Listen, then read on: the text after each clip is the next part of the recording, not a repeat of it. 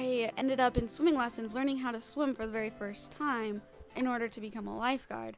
But to even get hired to be a lifeguard, you had to be a really fast swimmer and really good at swimming. I barely made it. And the pool I got hired at tested you every month to make sure that you were just this amazing swim team swimmer. And there was a timed test. But I had never really swam. I just barely knew how to swim. Swimming was always the worst activity to me because my job depended on it every month and it was so stressful and I was so bad at it compared to everyone else. But after lifeguarding for 10 years and having to swim, I've gotten into it so much that it's changed a lot about my life now. If I'm stressed, I go for a swim. It makes me healthier and it gives me an outlet to be active that I can do all the time.